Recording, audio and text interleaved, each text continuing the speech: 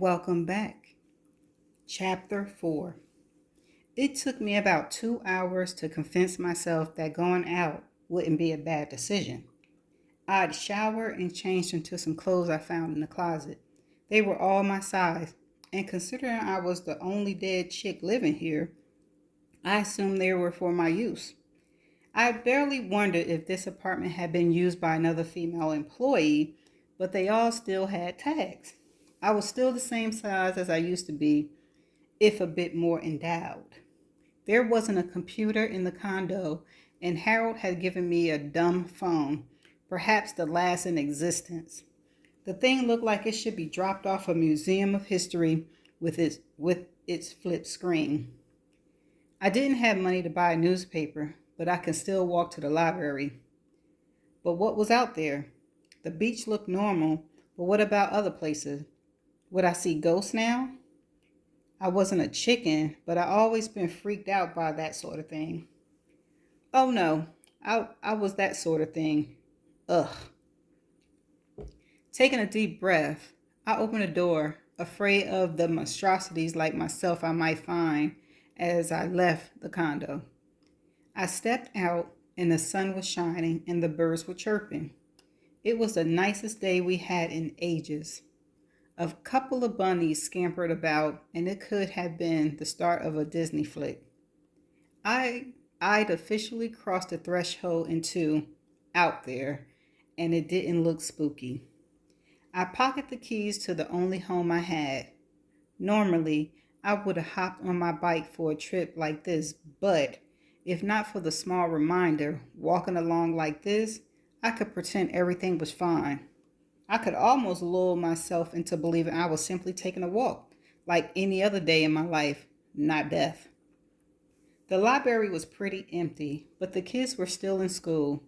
And if you were off, you were reading on the beach right now, not cooped up in a building. I went over to where the newspapers were and flipped to the sections I needed.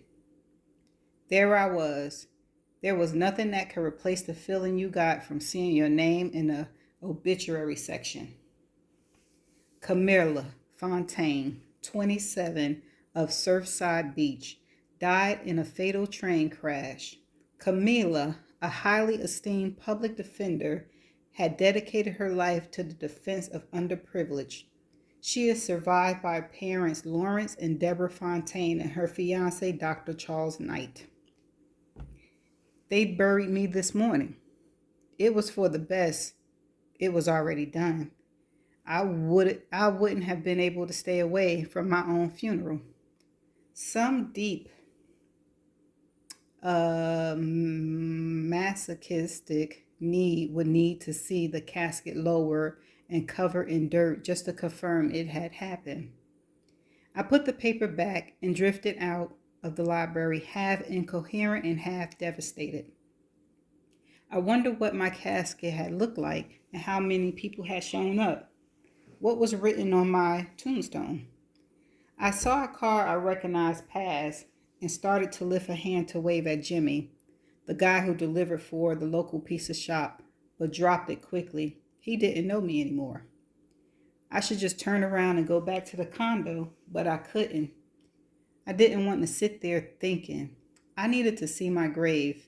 This wasn't going to be real until I saw my grave. I didn't need to read where I'd be buried. There was only one cemetery our family had been using for all the long generations we lived in South Carolina. I walked through the gates and towards the section where my grandparents had been buried a few years back. They passed within a month of each other. I'd always imagined Charlie and I would be the same. We'd have kids, grow old, wrinkly, with faces that showed a life well lived, and then move on together. If I controlled the world, no one would die before their laugh lines had time to set in. I was almost on top of her before I saw her. It felt like someone shoved a hand into my chest and twisted it with all their strength. My mother was kneeling in front of the tombstone that I knew would have my name carved upon its shiny new surface. I never thought about how such a simple act of carving a name can impact such a finality. I took a couple of steps and felt the grip of death settle upon my shoulders. I halted instantly and then backed away. The weight lifted with my retreat.